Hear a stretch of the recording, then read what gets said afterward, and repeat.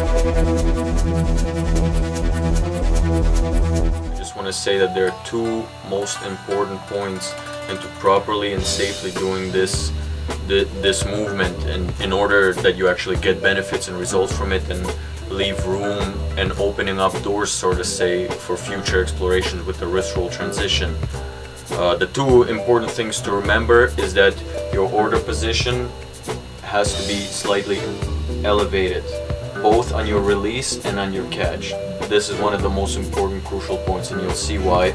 And the second point is realizing that you're not spinning anything with your wrist. You're actually allowing the clubbell to drop on its own and allowing the momentum to carry it through and catching it back. And I'll let the explanation to speak for itself, I guess. You're gonna have to modify your order position a bit. Normally it would be nice and straightly aligned, but when doing wrist rolls it is a little more beneficial to have it slightly elevated like this.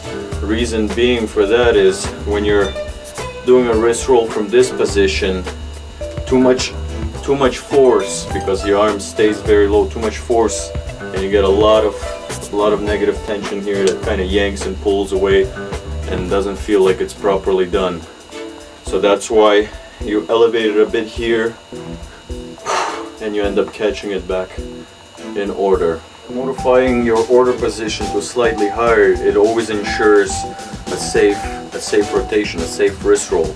Otherwise, if you were to keep it down below, you never know, you're gonna yank and pull at your arm and you're gonna get probably discouraged or whatnot and not want to try the move again, and maybe even hurt something in the process. So now for the most important part about doing the wrist roll, and what most people might not understand right away, is that it's not like a martial arts move where you're using your wrist to spin the stick. You're not trying to use your wrist, and because you know the leverage weight here is pretty heavy. What you're really doing is you're somewhat lifting the clubbell upwards and letting it drop forward, and the momentum carries it through, and once it gets around halfway point, the momentum is already in motion, so this way it comes right back around. As you could see, I'll even do a little slow motion.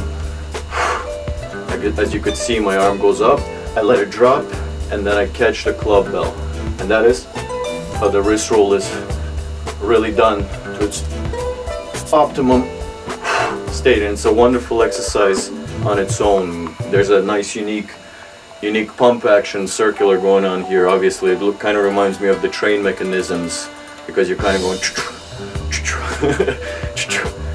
but that is what you got to keep in mind, that you're allowing the clubbell to go up, collapse, and then it comes around and you catch it. That is by far the most important part to keep in mind. You're not trying to use it and rotate your wrist, because that's just damaging. We know how heavy these things are, so just letting it drop and catching. And as you notice, like I mentioned above, the order position stays up here, because if it was down here,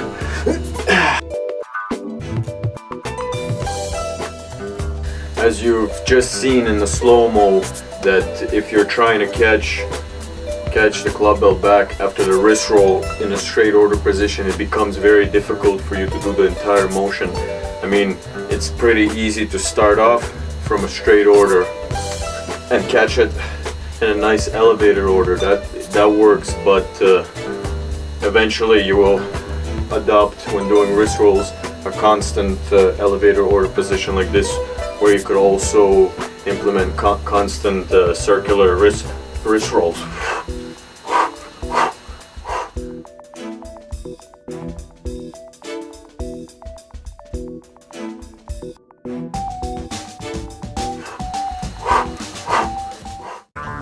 Well, you must have meant at least with the vertical. Rely on the